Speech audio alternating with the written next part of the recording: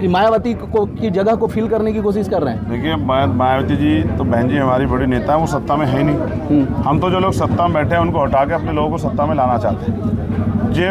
वो बेचारी अभी बहुत राजनीतिक रूप से कमजोर हो गई, उनसे क्या मुकाबला करें, उनका क्या अल्टरनेट बने। आप लोगों के बीच में इन विरोधी पार्टियों ने किस्म किस्म के लोग छोड़ रखे।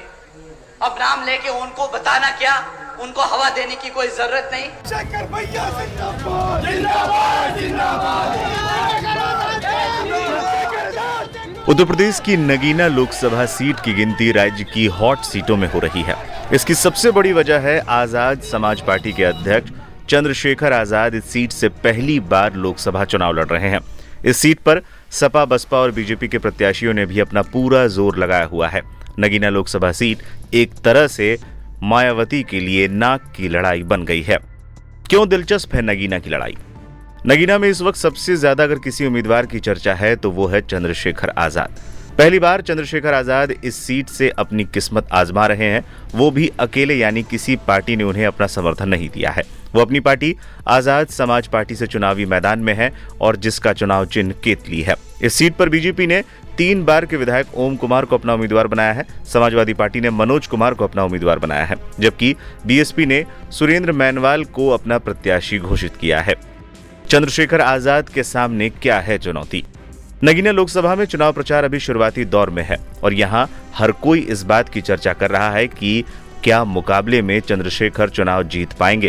चंद्रशेखर आजाद को भी मालूम है कि उनके लिए बीएसपी के कैडर को तोड़ना आसान नहीं है। बीएसपी का कैडर गांव-गांव में गहरी पैठ रखता है, लेकिन पिछले कई महीनों से लगातार मेहनत कर रहे चंद्रशेखर आजाद ने हर गांव में अपने कार्यकर्ता और समर्थक खड़े कर लिए हैं। हिंदुस्तान के साथ खास बातचीत में चंद्रशेखर ने कहा था, मायावती को लेकर जब उनसे सवाल किया गया तो चंद्रशेखर ने कहा, बहन जी का बहुत सम्मान है, लेकिन वो खुद बहुत कमजोर हैं। इस चुनाव में मेरी लड़ाई उनसे नहीं है।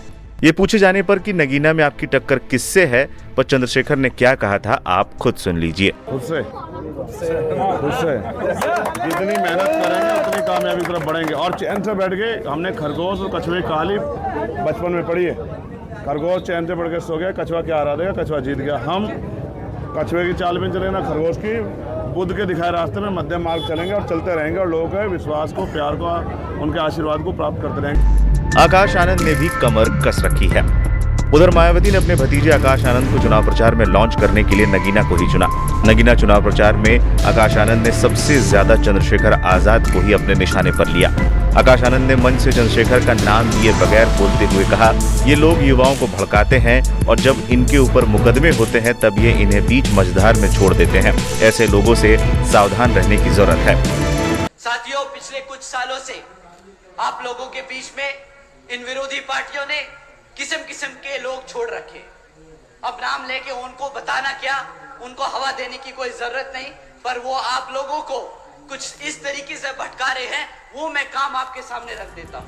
दोनों पार्टियों के अंदाज से साफ तौर पर पता चलता है कि अब नगीना की लड़ाई बीएसपी और आजाद समाज पार्टी के बीच नाक की लड़ाई बन गई है। अब देखना है, जिस पार्टी ने मायावती को पहली बार संसद पहुंचाया था, वही सीट क्या चंद्रशेखर को संसद पहुंचाती है। बहुजन वोट किस ओर जाएंगे ये तो वक्त बताएगा, लेकिन इतना तो तय है, इस सीट पर मुकाबला कांटे का रहने वाला है।